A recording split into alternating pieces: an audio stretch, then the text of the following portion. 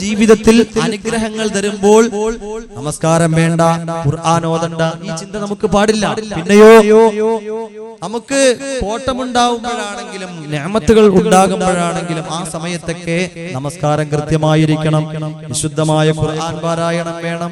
ഇതൊക്കെ ഈ ലോകത്തും പരലോക ജീവിതത്തിൽ നമുക്ക് വിജയത്തിന് നിദാനമായ കാര്യങ്ങളാണ്. ഒരിക്കൽ മുആദ് ബിൻ ജബൽ റളിയല്ലാഹു തആല അൻഹു അല്ലാഹുവിന്റെ മുത്ത് റസൂൽ സല്ലല്ലാഹു അലൈഹി വസല്ലമ തങ്ങളോട് ദുനിയാവിലും പരലോകത്തും ഉപകരിക്കുന്ന ഒരു ഇൽമു പറഞ്ഞു തരണമെന്ന് ആവശ്യമായിട്ട് കടന്നു വരുമ്പോൾ മുആദ് ബിൻ ജബൽ റളിയല്ലാഹു തആല അൻഹുവിനോട് അല്ലാഹുവിന്റെ മുത്ത് റസൂൽ എന്താ പറഞ്ഞു കൊടുത്തതെന്ന് അറിയോ? അല്ലാഹുവിന്റെ മുത്ത് റസൂൽ മുആദ് ബിൻ ജബൽ റളിയല്ലാഹു തആല അൻഹുവിനോട് പറഞ്ഞു കൊടുക്കുകയാ, യാ മുആദ് ഇന്നറത്തും ഐശു സഅദാ ഇന്നറത്തും ഐശു സുഅദാ വമൗത സുഹദാ والنجاة يوم الحشر والذل يوم الحر والهدى من الضلال فأديموا قراءة القرآن. പരലോക ജീവിത വിജയമാണ് ഉദ്ദേശിക്കുന്നതെങ്കിൽ മുആദേ, നീ പരലോക ജീവിത വിജയമാണ് ഉദ്ദേശിക്കുന്നതെങ്കിൽ, ഷഹീദിന്റെ മരണമാണ് തേടുന്നതെങ്കിൽ, മഹ്ശറയിലെ വിജയമാണ്, മഹ്ശറയിലെ രക്ഷപ്പെടലാണ് ഉദ്ദേശിക്കുന്നതെങ്കിൽ, അർശിന്റെ തണലാണ് നീ തേടുന്നതെങ്കിൽ, ഹിദായത്താണ് നിന്റെ ലക്ഷ്യമെങ്കിൽ, യാ മുആദ് ഫഅദീമു ഖിറാഅത്തുൽ ഖുർആൻ. എല്ലാ ദിവസവും നിത്യമായിട്ട് പരിശുദ്ധമായ ഖുർആൻ പാരായണം ചെയ്യണം മുആദേ. അത് അല്ലാഹുവിന്റെ കലാമാണ്, പിശാചിൽ നിന്നുള്ള രക്ഷാകവചമാണ്, മീസാനിന്റെ തട്ടിൽ ഏറ്റവും ഭാരം കൂട്ടുന്നതാ എന്ന് അല്ലാഹുവിന്റെ മുത്ത് റസൂൽ മുആദ് ബിൻ ജബൽ റളിയല്ലാഹു തആല അൻഹുവിനോട് പറഞ്ഞു കൊടുത്തെങ്കിൽ, ഏതെങ്കിലും ഒരു പരിശുദ്ധമായ റമളാൻ മാത്രം കടന്നു വരുമ്പോൾ ഓതാൻ വേണ്ടി മാത്രമുള്ളതല്ല ഖുർആൻ എന്ന് പറയുന്നത്. മരണ വീടുകളിൽ മാത്രം ഓതിയാൽ പോരാ പ്രിയപ്പെട്ടവരെ, അത് നമ്മുടെ വീടുകളിൽ പാരായണം ചെയ്യണം. അത് പാരായണം ചെയ്യാത്ത ഒരു ദിവസം പോലും കഴിഞ്ഞു പോകാൻ പാടില്ല. ഒരു ദിവസമാണ് വിശുദ്ധമായ ഖുർആൻ പാരായണം ചെയ്യാതെ കടന്നു പോകുന്നതെങ്കിൽ ആ ഖുർആനിന്റെ ശാപം നിനക്കുണ്ടാവുകയാ. ഖുർആന്റെ ശാപം വാങ്ങല്ലേ പ്രിയപ്പെട്ടവരെ. ഖുർആൻ ശപിക്കുന്ന ഒരവസ്ഥ നമുക്കുണ്ടാകാൻ പാടില്ല. അതുകൊണ്ടാണ് അല്ലാഹുവിന്റെ മുത്ത് റസൂൽ നമുക്ക് പറഞ്ഞു തരുന്നത്, അഫ്ളലു ഇബാദത്തി ഉമ്മത്തി ഖിറാഅത്തുൽ ഖുർആൻ. എന്റെ സമുദായത്തിന്റെ ഏറ്റവും ശ്രേഷ്ഠമായ ഇബാദത്ത് എന്ന് പറയുന്നത് അത് പരിശുദ്ധമായ ഖുർആൻ പാരായണമാണ്. ആ ഖുർആൻ പാരായണമില്ലാതെ നമസ്കാരമില്ല, ആ ഖുർആൻ പാരായണമില്ലാതെ മറ്റ് ഇബാദത്തുകളില്ലെന്ന് അല്ലാഹുവിന്റെ മുത്ത് റസൂൽ പറഞ്ഞു തരുമ്പോൾ, എന്റെ പ്രിയപ്പെട്ട ചെറുപ്പക്കാരാ, നമുക്കും ആ ഖുർആനുമായിട്ട് നല്ല ബന്ധം തന്നെ വേണം. ആ ഖുർആനുമായിട്ട് നല്ല ബന്ധം വേണം പ്രിയപ്പെട്ടവരെ. ഇല്ലാതെ ദുനിയാവിലും നാളെ പരലോകത്ത് നമുക്ക് രക്ഷയില്ല, രക്ഷയില്ല. ആ ഖുർആനുമായിട്ട് എന്റെ പ്രിയപ്പെട്ട ചെറുപ്പക്കാർക്ക് നല്ല ബന്ധം തന്നെ വേണം. ശുദ്ധമായ ഖുർആൻ പരിശുദ്ധ റമളാനിൽ മാത്രം നമ്മൾ എടുത്താൽ വെച്ച് പാരായണം ചെയ്താൽ പോരാ, അതല്ലെങ്കിൽ മരണ വീടുകളിൽ മാത്രം ഓതിയാൽ പോരാ. പിന്നെയോ എപ്പോഴും അത് പാരായണം ചെയ്തുകൊണ്ടിരിക്കണം. യാത്രയിൽ ഓതണം, വീട്ടിലിരിക്കുമ്പോൾ ഓതണം. അതിന്റെ ബറക്കത്ത് നമ്മൾ എവിടെ ഓതുന്നു അവിടേക്ക് അതിന്റെ ബറക്കത്ത്, അതിന്റെ റഹ്മത്തുകൾ പറന്നിറങ്ങുന്നതാ. അള്ളാഹു സ്വീകരിക്കുമാറാകട്ടെ. അങ്ങനെയുള്ള ഇബാദത്തുകൾ ചെയ്യാൻ, ഖുർആൻ ഓതാൻ, ആ ഖുർആനിന്റെ ശഫാഅത്ത് അത് കാരണത്താൽ അള്ളാഹു നാളെ നമുക്ക് എല്ലാവർക്കും നൽകി അനുഗ്രഹിക്കുമാറാകട്ടെ. എന്റെ പ്രിയപ്പെട്ട ചെറുപ്പക്കാരെ സംബന്ധിച്ചിടത്തോളം നല്ലൊരു സ്വാലിഹത്തായ പെൺകുട്ടിയെ നേരത്തെ പറഞ്ഞതുപോലെ ലഭിക്കണമെങ്കിൽ ഖുർആനുമായിട്ട് നല്ല ബന്ധം വേണം. അല്ലെങ്കിൽ ചുമ്മാ ഇരുന്നാ കിട്ടൂല, വെറുതെ ഇരുന്നാ കിട്ടൂല. ഖുർആനുമായിട്ട് ബന്ധം വേണം. ഇല്ലെങ്കിൽ പെണ്ണ് കാണാൻ പോകുമ്പോൾ നല്ല മുട്ടം പണിയായിരിക്കും കിട്ടുന്നത്. ചിലപ്പോൾ പെൺകുട്ടിയുടെ പിതാവ് നല്ല ആലിമായിരിക്കും, പണ്ഡിതനായിരിക്കും, ചോദിക്കുന്നത് മുഴുവനും ഖുർആനെ കുറിച്ചായിരിക്കും. പണ്ട് 3 ചെറുപ്പക്കാര് പെണ്ണ് കാണാൻ പോയ സംഭവം അറിയോ? 3 ചെറുപ്പക്കാരോട് പെണ്ണ് കാണാൻ പോയി. പെണ്ണിന്റെ വാപ്പ നല്ല ആലിമായിരുന്നു, പണ്ഡിതനായിരുന്നു. ഒന്നാമത്തെ സുഹൃത്തിന്റെ അടുത്ത് ചോദിച്ചു, മോന്റെ പേരെന്തെന്ന് ചോദിച്ചു. അപ്പോൾ അവൻ പറഞ്ഞു, എന്റെ പേര് യൂസുഫ് എന്നാ. മോൻ യൂസുഫ് സൂറത്ത് പഠിച്ചിട്ടുണ്ടോ എന്ന് ചോദിച്ചു. കുറച്ചൊക്കെ പഠിച്ചിട്ടുണ്ടെന്ന് പറഞ്ഞു. ഓതാൻ പറഞ്ഞു. കുറച്ചൊക്കെ ഓതി കേൾപ്പിച്ചു കൊടുത്തു. രണ്ടാമത്തെ സുഹൃത്തിന്റെ അടുത്ത് ചോദിച്ചു, മോന്റെ പേരെന്താ? അത് എന്റെ പേര് യൂനുസ് എന്നാ. യൂനുസ് സൂറത്ത് പഠിച്ചിട്ടുണ്ടോ എന്ന് ചോദിച്ചു. പഠിച്ചിട്ടുണ്ടെന്ന് പറഞ്ഞു. കുറച്ചൊക്കെ ഓതി കേൾപ്പിച്ചു കൊടുത്തു. ഈ പുതിയാപ്പിളയുണ്ടല്ലോ പെണ്ണ് കാണാൻ ചെന്നവനോട് ചോദിച്ചു മോന്റെ പേരെന്താ? അപ്പോൾ അവൻ പറയുക എന്റെ പേര് യാസീൻ എന്നാ, പക്ഷേ എന്നെ എന്റെ സുഹൃത്തുക്കൾ വിളിക്കുന്നത് ഖുൽ ഹുവല്ലാഹു അഹദ് എന്നാ. സുബ്ഹാന റബ്ബി, എന്ത് മനസ്സിലായി? അവൻ ആകെ അറിയാവുന്ന സൂറത്തുൽ ഇഖ്ലാസ് മാത്രമേ. അപ്പൊ അതുകൊണ്ട് എന്റെ പ്രിയപ്പെട്ട ചെറുപ്പക്കാരെ, സ്വാലിഹത്തായ പെൺകുട്ടിയെ ലഭിക്കുന്നതിന് വേണ്ടി ദുആ ചെയ്യിപ്പിച്ചാൽ മാത്രം പോരാ, പിന്നെയോ പരിശുദ്ധമായ ഖുർആനുമായിട്ട് ദീനുമായിട്ട് നമുക്ക് നല്ല ബന്ധം വേണം. ഇല്ല എങ്കിൽ നമ്മൾ വിചാരിക്കുന്ന ഒരു കാര്യവും നടക്കുന്നതല്ല. അല്ലാഹു സുബ്ഹാനഹു വ തആല നമ്മുടെ ഹൃദയത്തിലുള്ള മനസ്സിലുള്ള എല്ലാ മുറാദുകളും ഈ സദസ്സിന്റെ ബറക്കത്ത് കൊണ്ട് അല്ലാഹു ഹാസിലാക്കി നൽകി അനുഗ്രഹിക്കുമാറാകട്ടെ. നിങ്ങളൊക്കെ വിചാരിക്കുന്നുണ്ടാവും ഈ ഉസ്താദ് എന്താ പറയുന്നത്? സാധാരണ ഉസ്താദന്മാര് വന്നു കഴിഞ്ഞാൽ ശാസ്ത്രം പറയും, ഫിസിക്സ് പറയും, കെമിസ്ട്രി പറയും. ഉസ്താദ് എന്താ പറയുന്നത്? നമുക്ക് വേണ്ടത് ബയോളജിയും കെമിസ്ട്രിയും ഫിസിക്സും ഒന്നും അല്ല. പിന്നെന്താ നമുക്ക് വേണ്ടത്? എന്താ ബയോളജിയാണോ? അല്ല, നമുക്ക് വേണ്ടത് ദീനോളജി. നമുക്ക് വേണ്ടത് എന്താ? ദീനോളജിയാ നമുക്ക് വേണ്ടത്, ദീനാണ് വേണ്ടത്. ഖബറിൽ നമ്മൾ മരണപ്പെട്ടിട്ട് ഖബറിൽ കൊണ്ടുവന്ന് വെക്കുമ്പോൾ ചോദിക്കുന്നത് ഫിസിക്സ് അല്ല, കെമിസ്ട്രി അല്ല, ബയോളജി അല്ല.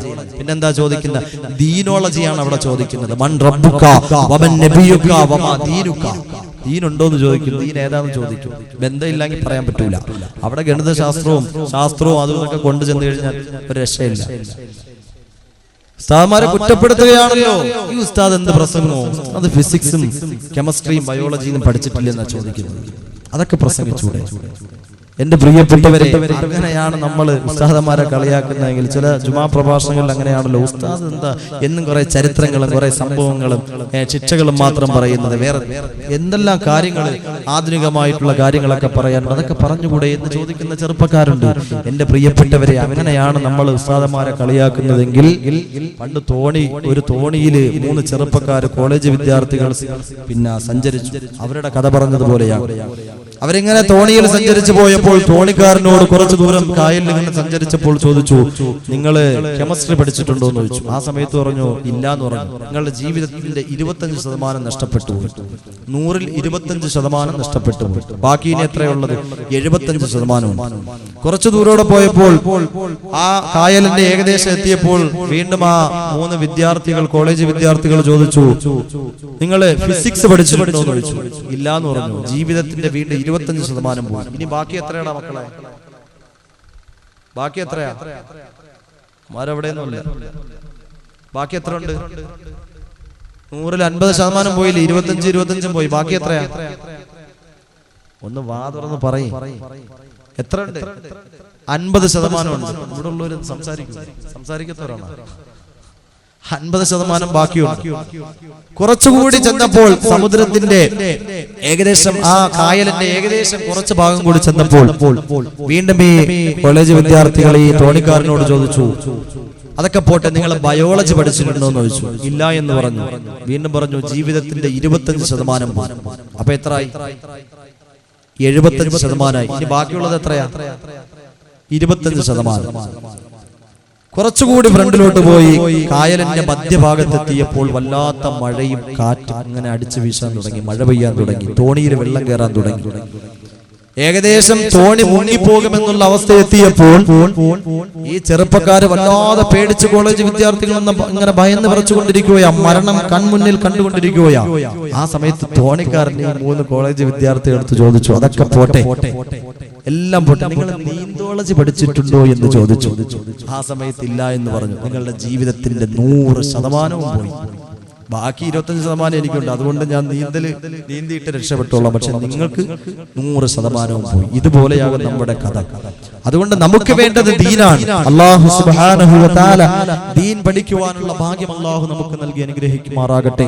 അതുകൊണ്ട് എന്റെ പ്രിയപ്പെട്ടവരെ, നമുക്ക് വിശുദ്ധമായ ഖുർആൻ പാരായണം നമ്മുടെ വീടുകളിൽ, പള്ളികളിൽ, അതുപോലെ തന്നെ യാത്രയിലൊക്കെ നമ്മൾ ഖുർആൻ പാരായണം നമുക്ക് അത്യാവശ്യമാണ്. ഖുർആൻ പാരായണം. അതുപോലെ തന്നെ നമസ്കാരം കൃത്യമായിരിക്കണം. നമസ്കാരമില്ല എങ്കിൽ എന്റെ പ്രിയപ്പെട്ടവരെ, ദുനിയാവിൽ നല്ല മരണം നമുക്ക് ലഭിക്കില്ല. നല്ല മരണം വേണമെങ്കിൽ നമസ്കാരം കൃത്യമായിരിക്കണം. ഒരിക്കൽ ലോകത്തിന്റെ ഹബീബ് നബി മുഹമ്മദ് മുസ്തഫ വസീലത്തിന്റെയും ഫളീലത്തിന്റെയും നായകൻ നബി മുഹമ്മദ് മുസ്തഫ സല്ലല്ലാഹു അലൈഹി വസല്ലമ തങ്ങളും സഹാബത്തും ഒരു സദസ്സിലിരിക്കുകയാണ്.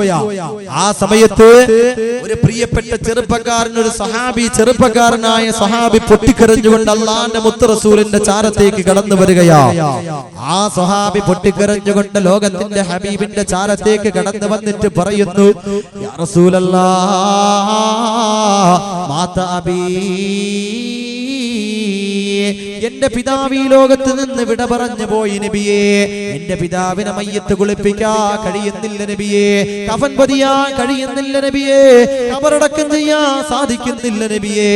ആ സമയത്ത് അല്ലാഹുവിന്റെ മുത്ത് റസൂൽ സഹാബത്തും ആ ചെറുപ്പക്കാരനോടൊപ്പം ആ ഭവനത്തിലേക്ക് കടന്നു ചെല്ലുമ്പോ സുബ്ഹാനല്ലാഹ്,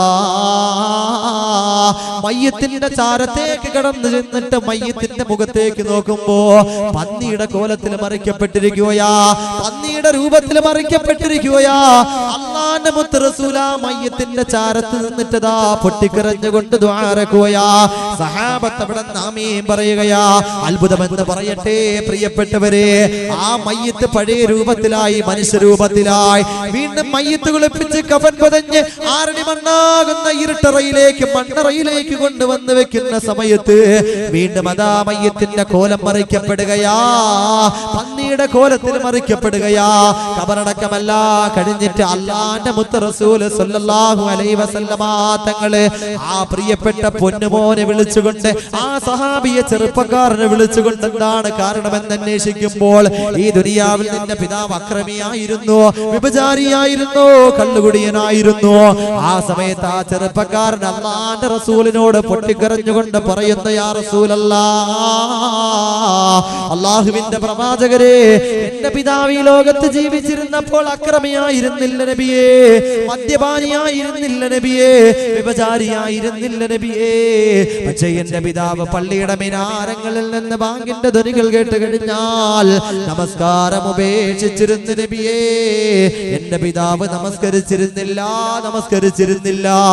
ആ പ്രിയപ്പെട്ട ചെറുപ്പക്കാരൻ പൊട്ടിക്കരഞ്ഞുകൊണ്ട് അല്ലാഹുവിന്റെ മുത്ത് റസൂലിനോട് പറഞ്ഞു പോയെങ്കിൽ നമസ്കാരം കൃത്യമാകണേ, കൃത്യമായി നമസ്കരിക്കണേ, പണ്ഡിതന്മാരുടെ വാക്ക് കേൾക്കണേ. ധാരാളം സദഖകളുണ്ടല്ലോ, അതൊക്കെ നമ്മുടെ ജീവിതത്തിൽ ഉണ്ടായി തീരണം. പരിശുദ്ധമായ ഖുർആനുമായിട്ട് നമുക്ക് നല്ല ബന്ധം വേണം, ദീനുമായിട്ട് നമുക്ക് നല്ല ബന്ധം വേണം പ്രിയപ്പെട്ടവരെ. ഇല്ല എങ്കിൽ ഈ ദുനിയാവിൽ നിന്ന് നല്ല മരണം പോലും നമുക്ക് ലഭിക്കുന്നതല്ല.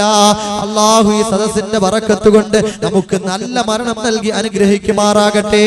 അതുകൊണ്ട് പ്രിയപ്പെട്ടവരെ, നമുക്ക് സമയങ്ങൾ നഷ്ടപ്പെടുത്താൻ ബാക്കിയില്ല, സമയങ്ങൾ നഷ്ടപ്പെടുത്താൻ നമുക്ക് ബാക്കിയില്ല. അല്ലാഹുവിന്റെ മുത്ത് റസൂൽ അതുകൊണ്ടാണ് ഈ സമുദായത്തോട് 14 നൂറ്റാണ്ടുകൾക്ക് മുമ്പ് വിളിച്ചു പറഞ്ഞു പോയത്, 4 കാര്യങ്ങൾ കൊണ്ട് നിങ്ങൾ കഴുകി വെടിപ്പാക്കണമെന്ന്. 4 കാര്യങ്ങൾ കൊണ്ട് നിങ്ങൾ കഴുകി ശുദ്ധിയാക്കണമെന്ന് അല്ലാഹുവിന്റെ മുത്ത് റസൂൽ പറഞ്ഞു പോയെങ്കിൽ 4 കാര്യങ്ങൾ കൊണ്ട് നിങ്ങൾ കഴുകി ശുദ്ധിയാക്കണേ. ആരാ പറഞ്ഞു പോയതെന്നറിയോ? അല്ലാഹുവിന്റെ മുത്ത് റസൂലാ പറഞ്ഞു പോയത്. അതുകൊണ്ട് പ്രിയപ്പെട്ടവരെ, ഈ 4 കാര്യങ്ങളെ കുറിച്ച് ഇവിടെ നിന്ന് ചർച്ച ചെയ്യുമ്പോൾ ഇത് കേട്ടുപോയിട്ട് ഈ 4 കാര്യങ്ങൾ കൊണ്ട് 4 കാര്യങ്ങളെ കഴുകാൻ നമുക്ക് കഴിയണം. ഇല്ല എങ്കിൽ പരാജയത്തിന്റെ പടുകുഴിയിലേക്ക് നാളെ അല്ലാഹു നമ്മെ വലിച്ചെറിയുന്നതാ. അല്ലാഹു കാത്തുരക്ഷിക്കട്ടെ. 4 കാര്യങ്ങൾ പറഞ്ഞുകൊണ്ട് എന്റെ പ്രിയപ്പെട്ടവരെ ഇന്നത്തെ പ്രഭാഷണം നാം അവസാനിപ്പിക്കുകയാണ്. 4 കാര്യങ്ങൾ കൊണ്ട് കഴുകി വെടിപ്പാക്കണമെന്ന് ലോകത്തിന്റെ ഹബീബ് നബി മുഹമ്മദ് മുസ്തഫ സല്ലല്ലാഹു അലൈഹി വസല്ലം തങ്ങൾ പറഞ്ഞു തരുമ്പോൾ ആ 4 കാര്യങ്ങൾ കേട്ടുപോയതിനു ശേഷം നമ്മുടെ ജീവിതത്തിൽ കൊണ്ടുവരണം. എല്ലാവരും കൊണ്ടുവരൂലേ? ജീവിതത്തിൽ കൊണ്ടുവരൂലേ? ഇൻഷാ അല്ലാഹ് അല്ലാഹു അതിനുള്ള ഭാഗ്യം നൽകി അനുഗ്രഹിക്കുമാറാകട്ടെ. എന്റെ പ്രിയപ്പെട്ടവരെ, ഒന്നാമതായിട്ട് അല്ലാഹുവിന്റെ മുത്ത് റസൂൽ നമുക്ക് പറഞ്ഞു തരികയാ. അല്ലാഹുവിന്റെ മുത്ത് റസൂൽ സല്ലല്ലാഹു അലൈഹി വസല്ലമ തങ്ങൾ നമുക്ക് പറഞ്ഞു തരികയാ, യഗ്സിലു വുജൂഹകും ബിമാഇ അഅ്യുനികും. നിങ്ങളുടെ കണ്ണുനീർ തുള്ളികളുണ്ടല്ലോ, കവിൾ തടത്തിലൂടെ ചാലിട്ടൊഴുകുന്ന കണ്ണുനീർ തുള്ളികളുണ്ടല്ലോ, ഈ കണ്ണുനീർ തുള്ളികൾ കൊണ്ട് നിങ്ങളുടെ മുഖം അവിടുന്ന് കഴുകി വെളിപ്പാക്കണമെന്ന് അള്ളാന്റെ മുത്ത് റസൂല് പറഞ്ഞു തരികയാ.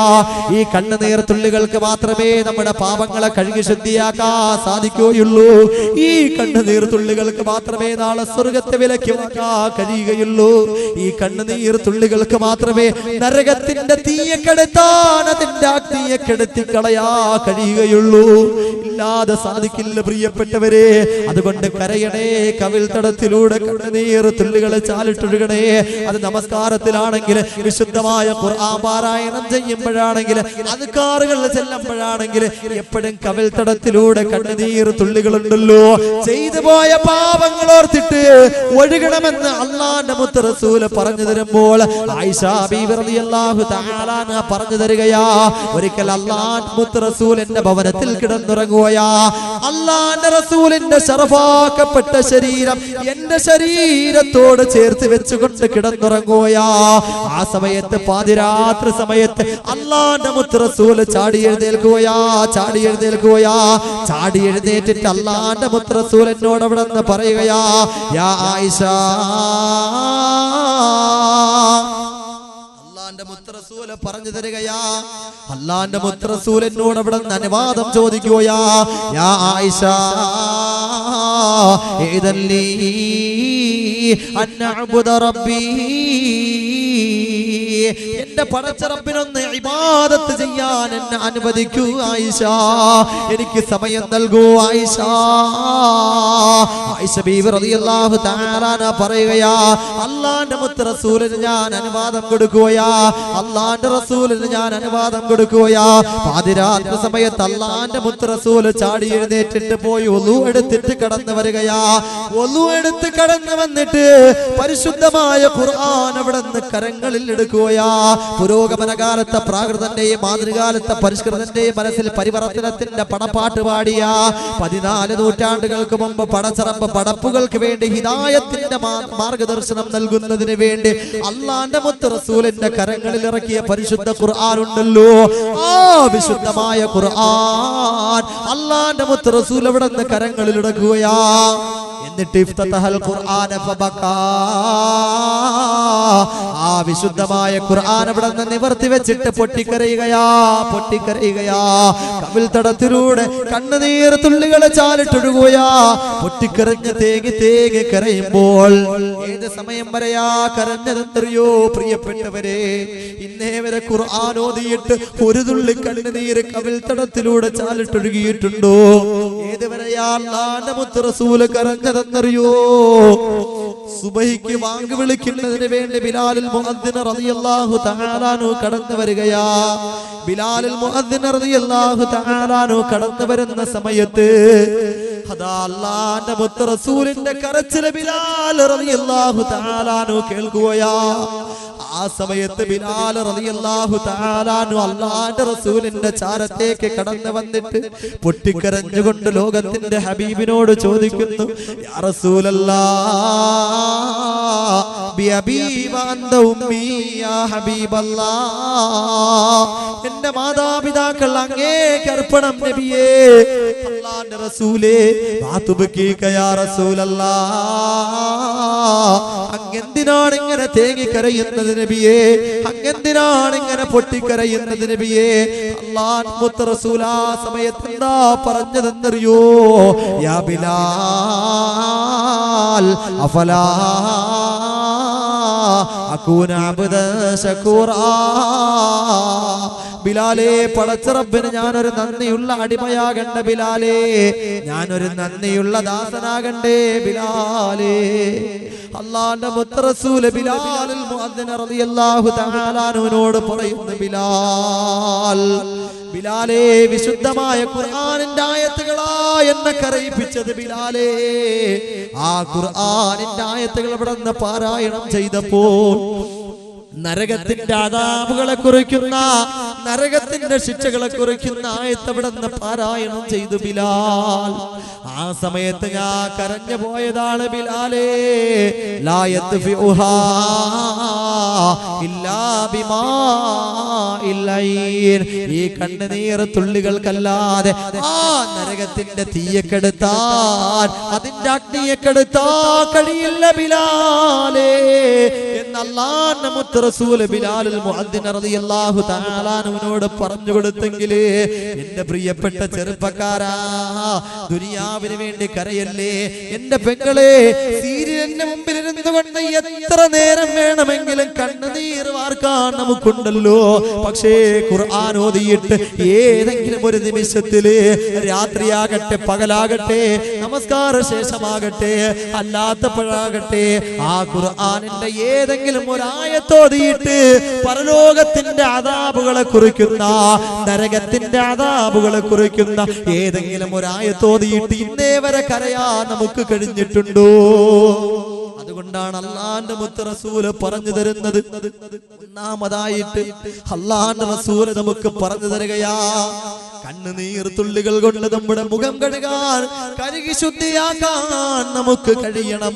രണ്ടാമതായിട്ട് അല്ലാഹുവിന്റെ റസൂല് പറഞ്ഞു തരികയാ, യഗ്സിലൂ അൽസിനതകും ബിദിക്രി ഖാലിഖികും. അല്ലാഹുവിന്റെ ദിക്റുകൾ ഉണ്ടല്ലോ, ആ ദിക്റുകൾ കൊണ്ട് നിങ്ങൾ നാവിനെ കഴുകി വെടിപ്പാക്കണമെന്ന് അല്ലാഹുവിന്റെ മുത്ത് റസൂല് പറഞ്ഞു തരികയാ. നാവിലൂടെ എപ്പോഴും ഇങ്ങനെ അദ്കാറുകൾ ചൊല്ലിക്കൊണ്ടിരിക്കണം പ്രിയപ്പെട്ടവരെ. എത്ര പ്രയാസങ്ങളുള്ള കാര്യമാകട്ടെ, എത്ര സങ്കടമുള്ള കാര്യമാകട്ടെ, വിഷമമുള്ള കാര്യമാകട്ടെ, ബിസിനസ്സിലുള്ള തകർച്ചയാകട്ടെ, കുടുംബത്തിലുള്ള എന്തെങ്കിലും തകർച്ചയാകട്ടെ, എന്തെങ്കിലും വിഷമങ്ങളാകട്ടെ, ഈ പറയാൻ പോകുന്ന അദ്കാറുകൾ, ഈ ദിക്ർ ചൊല്ലുന്നതിലൂടെ ആ പ്രയാസങ്ങൾ അല്ലാഹു നമ്മുടെ ജീവിതത്തിൽ നിന്ന് മാറ്റിത്തരുന്നതാ. അല്ലാഹു നമ്മുടെ ജീവിതത്തിൽ നിന്ന് ഈ പറയാൻ പോകുന്ന ദിക്ർ നമ്മുടെ ജീവിതത്തിൽ കൊണ്ടുവന്നു കഴിഞ്ഞാൽ നമ്മുടെ വിഷമങ്ങൾ അല്ലാഹു മാറ്റിത്തരുന്നതാ. എന്റെ പ്രിയപ്പെട്ടവരെ, അർശിനെ ചുമക്കുന്നതിന് വേണ്ടി മാലാകമാരെ പടച്ച റബ്ബ് ചുമതലപ്പെടുത്തുമ്പോൾ അർശിനെ ചുമക്കാൻ മാലാകമാർക്ക് വല്ലാത്ത പ്രയാസം അനുഭവപ്പെട്ടു. ആ സമയത്ത് മലക്കുകൾക്ക് പടച്ച റബ്ബ് അവിടുന്ന് ഒരു ദിക്ർ പറഞ്ഞു കൊടുത്തു. ഖൂലു സുബ്ഹാനല്ലാഹ്. നിങ്ങൾ സുബ്ഹാനല്ലാഹ് ചൊല്ലിയിട്ട് അർശിനെ ചുമക്കാൻ പറഞ്ഞപ്പോൾ ആ മാലാകമാർ സുബ്ഹാനല്ലാഹ് ചൊല്ലിയിട്ട് അർശിനെ ചുമക്കുകയാ. ഭാരം ഒരല്പം കുറഞ്ഞു കിട്ടി. ഏതുവരെ എന്നറിയോ സുബ്ഹാനല്ലാഹ് ചൊല്ലിയത്? മനുഷ്യപിതാവായ ആദം നബി അലൈഹിസ്സലാത്തു വസ്സലാം, ആദ്യ പിതാവായ ആദം നബി അലൈഹിസ്സലാത്തു വസ്സലാമിനെ പടച്ച റബ്ബ് പടയ്ക്കുകയാ. ആ സമയത്ത് ആദം നബി അലൈഹിസ്സലാത്തു വസ്സലാമിന്റെ ശരീരത്തിൽ അല്ലാഹുവിന്റെ പരിശുദ്ധമായ റൂഹിനെ അവിടെ ഊതുന്ന സമയത്ത്, അല്ലാഹു റൂഹിനെ ഊതുന്ന സമയത്ത്, ആദം നബിയുടെ ശരീരത്തിൽ ഫിറ്റ് ചെയ്യുന്ന സമയത്ത്, ആ സമയത്ത് ആദം നബി അലൈഹിസ്സലാത്തു വസ്സലാമിന് തുമ്മൽ അനുഭവപ്പെടുകയാ. തുമ്മി അൽഹംദുലില്ലാഹ് എന്നുള്ള ദിക്ർ അവിടെ നിന്ന് പറയുകയാ. അൽഹംദുലില്ലാഹ് എന്ന് പറഞ്ഞുകൊണ്ട് അല്ലാഹുവിന് സ്തുതി കീർത്തനങ്ങൾ അർപ്പിക്കുന്ന സമയത്ത് അർശിനെ ചുമക്കുന്ന മാലാകമാർ ഈ ജലാലിയത്തിന്റെ കലിമത്തിന് അവിടെ നിന്ന് കേൾക്കുകയാ. ഈ സ്തുതി കീർത്തനം അവിടെ നിന്ന് കേട്ടുപോയിട്ട് മാലാകമാർ ഈ അദ്കാർ കൂടി അവിടെ നിന്ന് ഉൾപ്പെടുത്തുകയാ. സുബ്ഹാനല്ലാഹി വൽഹംദുലില്ലാഹ്. ഒരല്പം കൂടി ഭാരം കുറഞ്ഞു കിട്ടി. ബഹുമാനപ്പെട്ട ശൈഖുൽ അംബിയാ നൂഹ് നബി അലൈഹിസ്സലാത്തു വസ്സലാം, ബഹുമാനപ്പെട്ട ശൈഖുൽ അംബിയാ നൂഹ് നബി അലൈഹിസ്സലാത്തു വസ്സലാം പ്രബോധനവുമായി തന്റെ ജനസാഗരത്തിന്റെ മുമ്പിലേക്ക് കടന്നു ചെന്നിട്ട് ആ സമുദായത്തോട് എന്താ പറഞ്ഞതെന്നറിയോ? ഖൂലു ലാ ഇലാഹ ഇല്ലല്ലാഹ്, ലാ ഇലാഹ ഇല്ലല്ലാഹ് എന്ന തൗഹീദിന്റെ മന്ത്രധ്വനികളെ നിങ്ങൾ എപ്പോഴും ചൊല്ലിക്കൊണ്ടിരിക്കാൻ ആവശ്യപ്പെടുമ്പോൾ, ആ സമുദായത്തോട് പറയുമ്പോൾ ഈ തൗഹീദിന്റെ മന്ത്രധ്വനികൾ കേട്ടുപോയിട്ട് അർശിനെ ചുമക്കുന്ന മാലാകമാർ ഇതുകൂടി ഉൾപ്പെടുത്തുകയാ. സുബ്ഹാനല്ലാഹി വൽഹംദുലില്ലാഹി വലാ ഇലാഹ ഇല്ലല്ലാഹ്. അല്പം കൂടി ഭാരം കുറഞ്ഞു കിട്ടി. ബഹുമാനപ്പെട്ട ഖലീലുല്ലാഹി ഇബ്രാഹിം നബി അലൈഹിസ്സലാത്തു വസ്സലാം മകൻ ഇസ്മായിൽ നബി അലൈഹിസ്സലാത്തു വസ്സലാമിനെ സ്വപ്നം അവിടെ നിന്ന് സാക്ഷാത്കരിക്കുന്നതിന് വേണ്ടി, അറുക്കുന്നതിന് വേണ്ടി കൊണ്ടുപോവുകയാ. ആ സമയത്ത് റൂഹുൽ അമീൻ മുഖറബുൽ അംലാക്ക് മലക്ക് ജിബ്രീൽ അലൈഹിസ്സലാത്തു വസ്സലാം സ്വർഗ്ഗത്തിൽ നിന്ന് ഒരാടുമായിട്ട് കടന്നു വരികയാ. എന്നിട്ട് മകനെ അറുക്കണ്ട നബിയേ,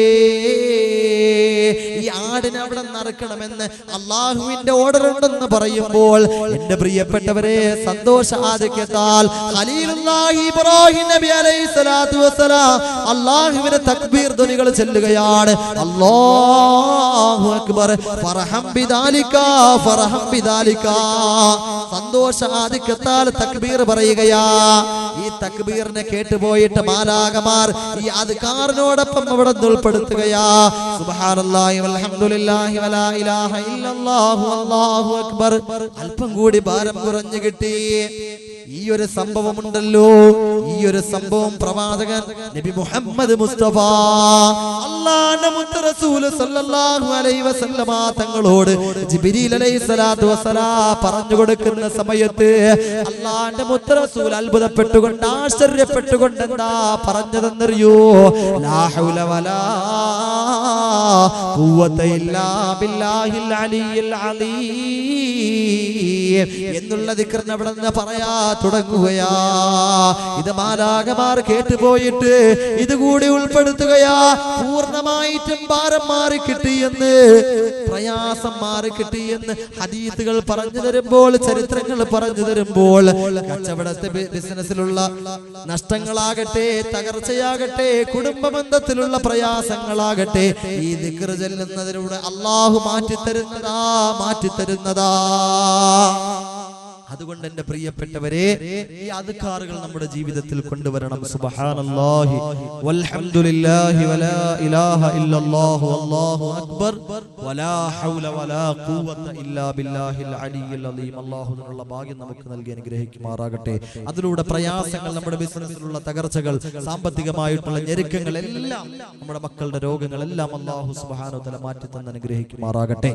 അപ്പോൾ രണ്ടാമതായിട്ട് അല്ലാഹുവിന്റെ മുത്ത് റസൂൽ പറയുന്നു, അല്ലാഹു അദ്കാറുകൾ നമ്മുടെ നാവ് കൊണ്ട് കഴുകണമെന്ന് ലോകത്തിന്റെ ഹബീബ് നബി മുഹമ്മദ് മുസ്തഫ സല്ലല്ലാഹു അലൈഹി വസല്ലമ തങ്ങൾ പറഞ്ഞു തരികയാ. മൂന്നാമതായിട്ട് അല്ലാഹുവിന്റെ റസൂൽ രണ്ട് കാര്യങ്ങൾ കൂടി ബാക്കിയുണ്ട്. ഇത് രണ്ടും കൂടെ പറഞ്ഞുകൊണ്ട് നിർത്തുകയാ. മൂന്നാമത്തെ കാര്യം എന്ന് പറയുന്നത് യഗ്സിലു ഖുലൂബക്കും ബിഖശിയത്തി റബ്ബിക്കും.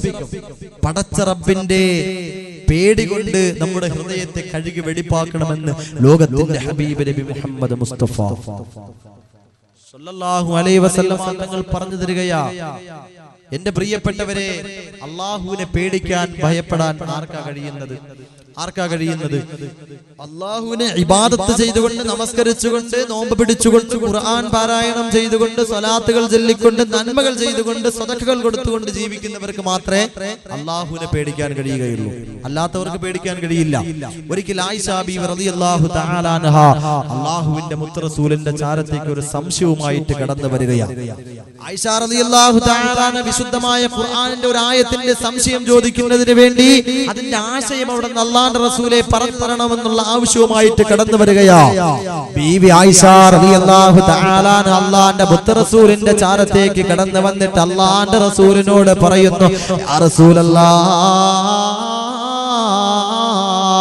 അള്ളാഹുവിന്റെ പ്രവാചകരെ, വിശുദ്ധമായ ഖുർആനിൽ ഒരു ആയത്തുണ്ടല്ലോ നബിയേ, പരിശുദ്ധമായ ഖുർആനിൽ ഒരു ആയത്തുണ്ടല്ലോ നബിയേ, വല്ലദീന യുതൂന മാ ആതൗ വഖുലൂബുഹും വജിലാ എന്നുള്ള ആയത്തിന്റെ ആശയം എന്താണ് നബിയേ? നാളെ കിടുകിടാ വിറച്ചുകൊണ്ട് മഹ്ശറയാകുന്ന മഹാകോടതിയിലേക്ക് ആരാണ് കടന്നു വരുന്നത് നബിയേ? കള്ളുകുടിയന്മാരാണ് കടന്നു വരുന്നത്, മദ്യപാനികളാണ് കടന്നു വരുന്നത്, വിഭചാരികളാണ് കടന്നു വരുന്നത്, അക്രമികളാണ് കടന്നു വരുന്നത് എന്ന് അല്ലാഹുവിന്റെ മുത്ത് റസൂലിനോട് ആയിഷ ബീവി റളിയല്ലാഹു തആല ചോദിക്കുന്ന സമയത്ത് അല്ലാഹുവിന്റെ മുത്ത് റസൂൽ ആയിഷ റളിയല്ലാഹു തആല അൻഹയോട് പറഞ്ഞു കൊടുക്കുന്നു, ആയിഷ, നാളെ പടച്ച റബ്ബിന്റെ കോടതിയാകുന്ന മഹ്ശറയാകുന്ന മഹാകോടതിയിലേക്ക് കള്ളുകുടിയന്മാരല്ല പേടിച്ചുകൊണ്ട് വിറച്ചു വരുന്നത്, മദ്യപാനികളല്ല, അക്രമികളല്ല, വ്യഭിചാരികളല്ല പേടിച്ച് വിറച്ചു കൊണ്ടുവരുന്നത്, പിന്നെ ആരാ പേടിച്ച് വിറച്ചുകൊണ്ട് പടച്ച റബ്ബിന്റെ മഹ്ശറയിലേക്ക് കടന്നു വരുന്നതെന്നറിയോ? യസൂമു വയുസല്ലി വയതസദ്ദഖൂ. നമസ്കരിക്കുന്ന നമസ്കാരക്കാരാ പേടിച്ച് വിറച്ചുകൊണ്ട് കടന്നു വരുന്നത്, നോമ്പ് പിടിച്ചവരാ പേടിച്ച് വിറച്ചുകൊണ്ട് കടന്നു വരുന്നത്, ഒരുപാട് സദഖകൾ കൊടുത്തവരുണ്ടല്ലോ, പള്ളിക്ക് വേണ്ടി, മദ്രസയ്ക്ക് വേണ്ടി, പാവപ്പെട്ടവർക്ക് വേണ്ടി, രോഗികൾക്ക് വേണ്ടി, അല്ലാഹുവിന്റെ ദീനിന് വേണ്ടി, പടച്ചറബിന് വേണ്ടി പണയപ്പെടുത്തിയവരുണ്ടല്ലോ, സദഖകൾ കൊടുത്തവരുണ്ടല്ലോ.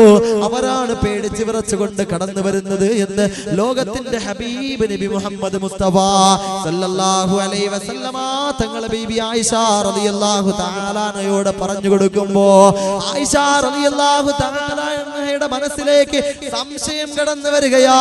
അല്ലാഹുവിന്റെ റസൂലിനോട് അത്ഭുതപ്പെട്ടുകൊണ്ട് ആയിഷ ബീവി റളിയല്ലാഹു തആല അൻഹ ചോദിക്കുന്നു, നബിയേ മദ്യപാനികൾ എന്തിനാണ് അല്ലാഹുവിന്റെ പ്രവാചകരെ മദ്യപാനികളല്ല പേടിച്ച് വിറച്ചുകൊണ്ട് വരുന്നതെന്ന് അങ്ങ് പറഞ്ഞല്ലോ.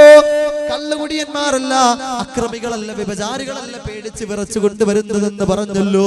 പകരം നമസ്കരിക്കുന്നവരാ, നോമ്പ് പിടിക്കുന്നവരാ, സദഖകൾ കൊടുത്തു പോയവരാ പേടിച്ച് വിറച്ചുകൊണ്ട് വരുന്നതെന്ന് പറഞ്ഞല്ലോ. ഇവരെന്തിനാണ് പേടിച്ച് വിറച്ചുകൊണ്ട് കടന്നു വരുന്നത് നബിയേ? ആ സമയത്ത് അല്ലാഹുവിന്റെ മുത്ത് റസൂൽ എന്താ പറഞ്ഞതെന്നറിയോ? എന്തിനാണ് അവർ പേടിച്ചു പോകുന്നതെന്നറിയോ ആയിഷ? എന്തിനാണ് വിറച്ചു പോകുന്നതെന്നറിയോ ആയിഷ? വഹുവ യഖാഫു അല്ലാ യുഖ്ബലു മിൻഹു. എന്റെ നമസ്കാരം, എന്റെ നോമ്പ്, എന്റെ സദഖകൾ, എന്റെ നന്മകൾ ഇതൊക്കെ അല്ലാഹു സ്വീകരിക്കുമോ ഇല്ലയോ എന്നുള്ള പേടിയാണ് അതിന്റെ കാരണമെന്ന് ലോകത്തിന്റെ ഹബീബ് നബി മുഹമ്മദ് മുസ്തഫ സല്ലല്ലാഹു അലൈഹി വസല്ലമ തങ്ങൾ ആയിഷ റളിയല്ലാഹു തആല അൻഹയോട് പറഞ്ഞു കൊടുക്കുമ്പോൾ, എന്റെ പ്രിയപ്പെട്ടവരെ, ഇബാദത്തുള്ളവർക്ക്, സദഖകൾ കൊടുക്കുന്നവർക്ക്, നമസ്കരിക്കുന്നവർക്ക്, നോമ്പ് പിടിക്കുന്നവർക്ക്, ഇൽമിന്റെ മജ്ലിസിൽ ക്ഷമയോടുകൂടി ഇരുന്നുകൊണ്ട് ഇൽമ കേൾക്കുന്നവർക്ക് മാത്രമേ പടച്ചറബിനെ പേടിച്ചുകൊണ്ട് ജീവിക്കാൻ കഴിയൂ. അതല്ലാതെ ആസ്വദിക്കാൻ വേണ്ടി കേട്ടിട്ട് അവിടെ ഇവിടെ നിന്ന് കേട്ടിട്ട് വീട്ടിലേക്ക് പോയിട്ട് ഇന്നത്തെ പ്രസംഗം കൊള്ളില്ല എന്ന് പറയുന്നവർക്ക് കഴിയില്ല പ്രിയപ്പെട്ടവരെ. അതിലൂടെ പരിവർത്തനം നമ്മുടെ ജീവിതത്തിൽ ഉണ്ടാകണം. അല്ലാഹു ഭാഗ്യം നൽകി അനുഗ്രഹിക്കുമാറാകട്ടെ. നാലാമതായിട്ട് അല്ലാഹുവിന്റെ മുത്ത് റസൂൽ പറഞ്ഞു തരുന്നു, യഗ്സിലു ദുനൂബകും ബിത്തൗബതി ഇലാ മൗലാകും. തൗബ ചെയ്തുകൊണ്ട്, നാദനിലേക്ക് തൗബ ചെയ്തുകൊണ്ട്, പശ്ചാത്തപിച്ചുകൊണ്ട് നമ്മുടെ പാപങ്ങൾ കഴുകിക്കളയണം. അതിന് സാധിക്കണമെന്ന് ലോകത്തിന്റെ ഹബീബേ നബി മുഹമ്മദ് മുസ്തഫ സല്ലല്ലാഹു അലൈഹി വസല്ലമ തങ്ങൾ പറഞ്ഞു തരുമ്പോൾ ആർക്കാ തൗബ ചെയ്യാൻ കഴിയുന്നത്? ഇന്ന് ആർക്കാ തൗബ ചെയ്യാൻ കഴിയുന്നത് പ്രിയപ്പെട്ടവരെ? എങ്ങനെയാ തൗബ നമ്മൾ ചെയ്യുന്നത്? എപ്പോഴാ മരണപ്പെട്ടു പോകുന്നതെന്ന് പറയാൻ കഴിയില്ല. വിശുദ്ധമായ റമദാൻ കടന്നു വരട്ടെ, 27-ാം രാവ് വരട്ടെ, വെള്ളിയാഴ്ച രാവ് വരട്ടെ എന്ന് പറഞ്ഞുകൊണ്ട് തൗബയെ മാറ്റിവെക്കുകയല്ലേ? അങ്ങനെയല്ല പ്രിയപ്പെട്ടവരെ തൗബ ചെയ്യേണ്ടത്. ആരുടെ തൗബയാ നമ്മുടെ മനസ്സിലേക്ക് കടന്നു വരേണ്ടതെന്നറിയോ? ഇസ്ലാമിന്റെ ഒന്നാമത്തെ ഖലീഫയായ അബൂബക്കർ സിദ്ദീഖ് റളിയല്ലാഹു തആല അൻഹുവിന്റെ തൗബ നമ്മുടെ മനസ്സിലേക്ക് കടന്നു വരണം. രണ്ടാമത്തെ ഖലീഫയായ ഉമറുൽ ഫാറൂഖ് റളിയല്ലാഹു തആല അൻഹുവിന്റെ തൗബയാ നമ്മുടെ മനസ്സിലേക്ക് കടന്നു വരേണ്ടത്. ബഹുമാനപ്പെട്ട അബൂബക്കർ സിദ്ദീഖ് റളിയല്ലാഹു തആല അൻഹു അതിരാത്രി സമയത്ത് പൊട്ടിക്കരഞ്ഞുകൊണ്ട് അല്ലാഹുവിനോട് പശ്ചാത്തപിച്ചുകൊണ്ട് ദുആ ചെയ്യുമായിരുന്നു. അല്ലാഹുവേ പടച്ചവനെ, ബഹുമാനപ്പെട്ട അബൂബക്കർ സിദ്ദീഖ് റളിയല്ലാഹു തആല അൻഹു പാതിരാത്രി സമയത്ത് പടച്ച റബ്ബിന്റെ ദർബാറിലേക്ക് കരങ്ങൾ ഉയർത്തിയിട്ട് കവിൽ തടത്തിലൂടെ കണ്ണുനീർ തുള്ളികൾ ചാലിട്ടൊഴുകിയിട്ട് ദുആ ചെയ്യുമായിരുന്നു. ഇലാഹി ലസ്തുലിൽ ഫിർദൗസി അഹ്ലാ വലാ അഖ്വാ അലാ നാരിൽ ജഹീമി ഫഹബിലി തൗബതൻ വഗ്ഫിർ ദുനൂബി ഫഇന്നക ഗാഫിറുൽ ദംബിൽ അലീമി. അനുഗ്രഹങ്ങളുടെ പർദീസയായ സ്വർഗത്തിന് ഞാൻ അർഹനല്ല റബ്ബേ. ഇനി കത്തിയാളുന്ന ജഹീം എന്ന നരകത്തിലേക്ക് എന്നെ വലിച്ചെറിഞ്ഞാൽ ആ നരകത്തിന്റെ ശിക്ഷ എന്റെ ശരീരത്തിന് താങ്ങാൻ കഴിയില്ല റബ്ബേ. അതുകൊണ്ട് എന്റെ പശ്ചാത്താപം നീ സ്വീകരിക്കണേ അല്ലാ.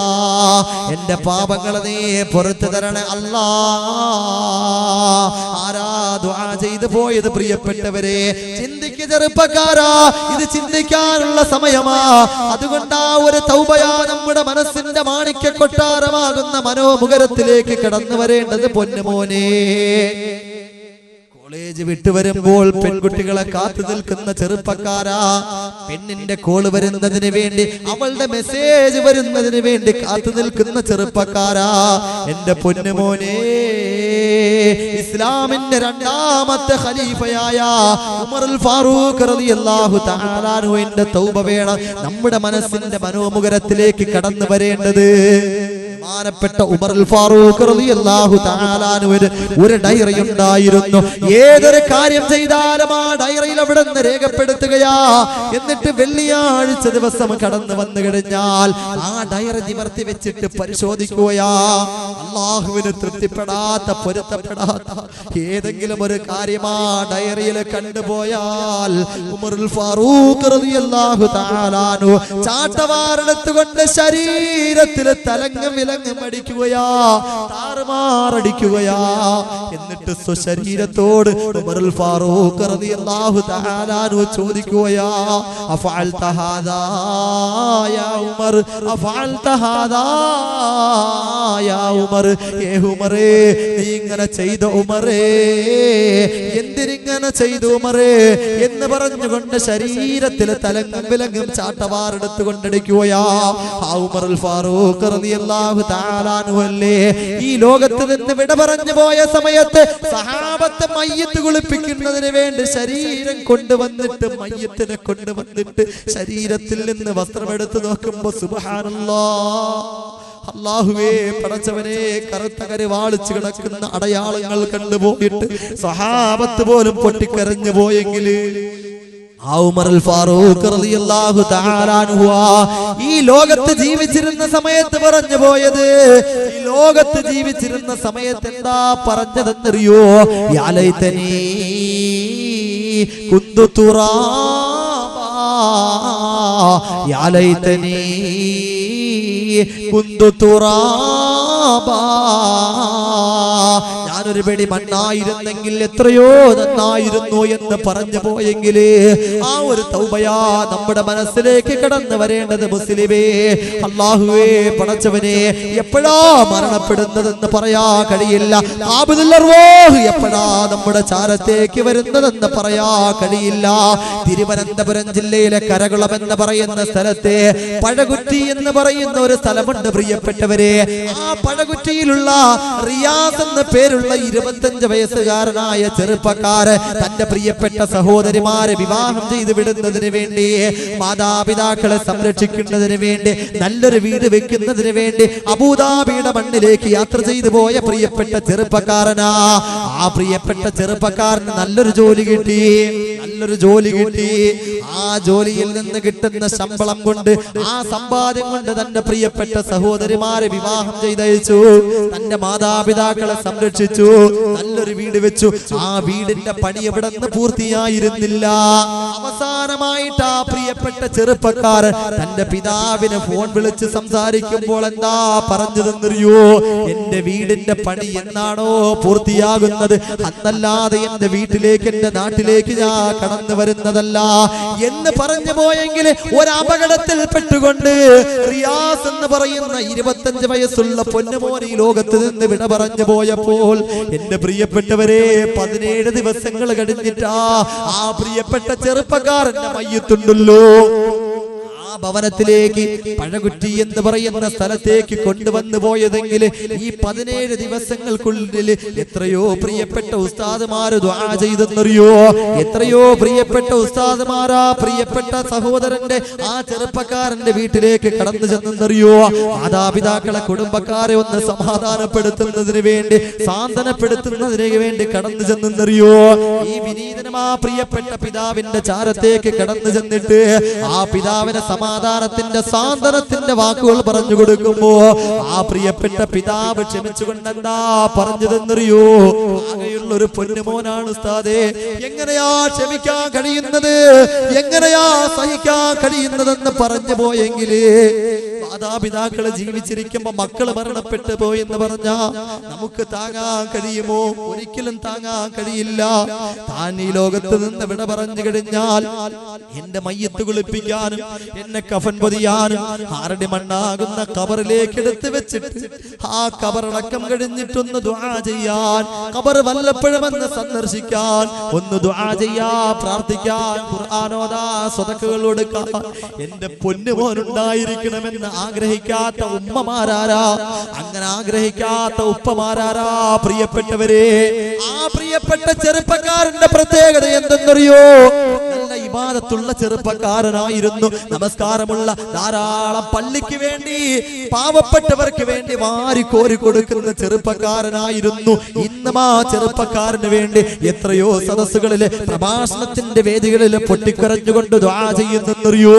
അതുകൊണ്ട് എന്റെ പ്രിയപ്പെട്ട ചെറുപ്പക്കാരാ, എന്റെ പ്രിയപ്പെട്ട സഹോദരി സഹോദരന്മാരെ, എപ്പോഴാ മരണം വരുന്നതെന്ന് പറയാൻ കഴിയില്ല. പ്രിയപ്പെട്ടവരെ, നമ്മിൽ നിന്ന് മരണപ്പെട്ട് ഈ പള്ളിയുടെ ഖബർസ്ഥാനിൽ അന്ത്യവിശ്രമം കൊള്ളുന്ന എത്രയോ മാതാപിതാക്കളുണ്ട്, നമ്മുടെ മക്കളുണ്ട്, ബന്ധുമിത്രാദികളുണ്ട്.